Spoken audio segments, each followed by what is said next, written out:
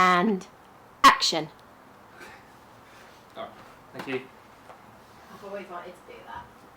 Good. Glad I could help you. Alex!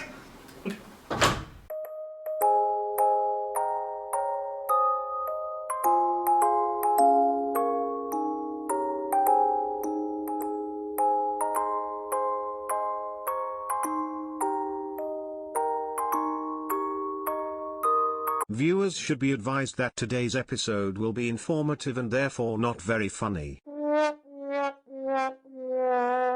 There is no singular secret to wine tasting. Anyone who's got a nose and who has the ability to smell and taste can be an expert.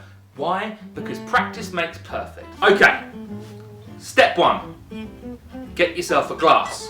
Step 2, get yourself a bottle. Step 3, pour what's in the bottle into the glass.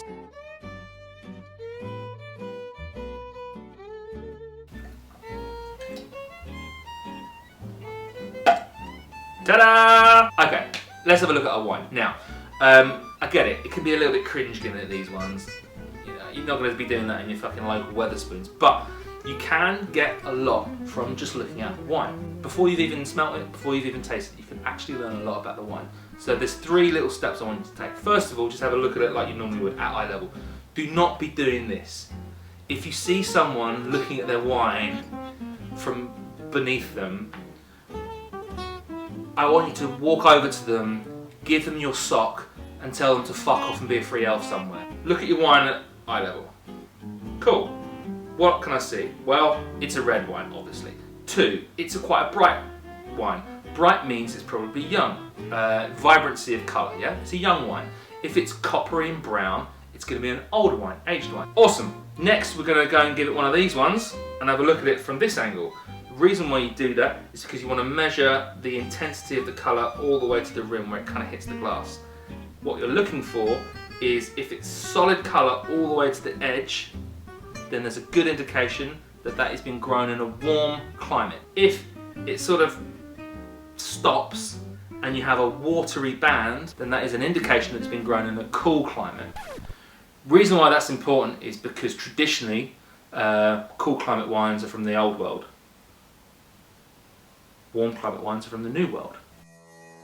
Old world wines refer to those from Europe, where wine was originally made and where traditional techniques were established mainly in France, Italy, Spain, Germany, Greece, and Portugal.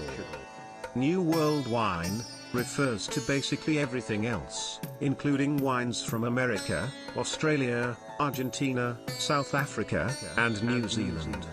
The climates of New World wine regions are often warmer, which tends to result in riper, more alcoholic, full-bodied and fruit-forward wines.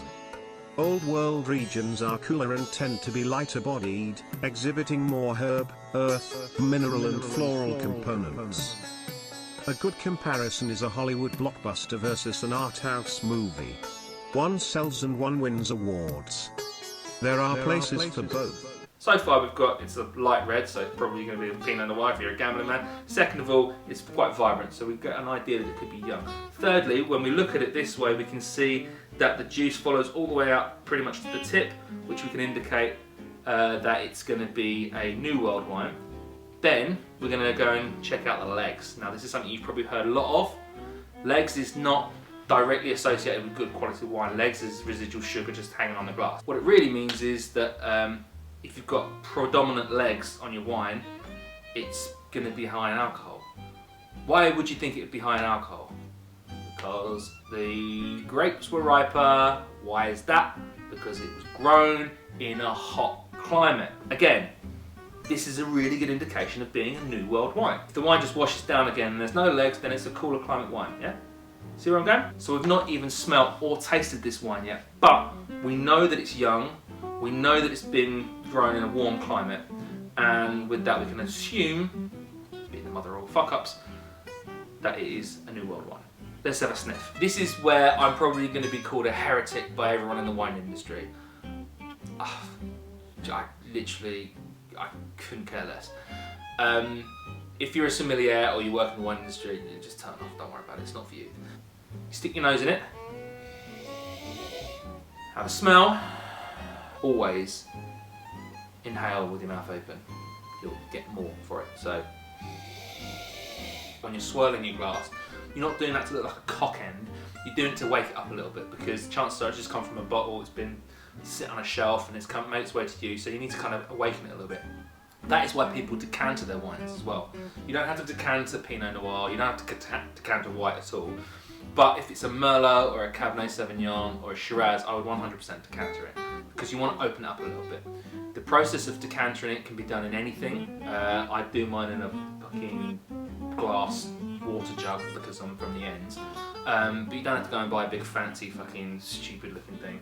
And you don't have to sit it on the side for hours upon end. Once you've decanted it, you're ready to go. Yeah? Cool. All we're going to focus today is the primary component, yeah? And all we're looking for is two things. Is it red fruit or is it dark fruit? Is it strawberry or raspberry? Or is it plum, dark cherry? And that's it. Just work on that. Is it red fruit? Is it dark fruit? You don't have to list a fruit salad. When you realise what it is, go back and try and smell anything other than the red fruit.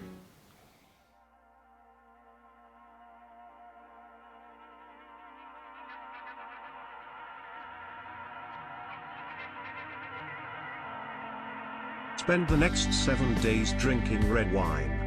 Compromise your relationships. Tell your boss to fuck off. Pop a wheelie without wearing a helmet. Pretend you can speak Spanish. Run with the wolves. And join us for part 2 next week. Remember, God loves a working man and don't trust Whitey.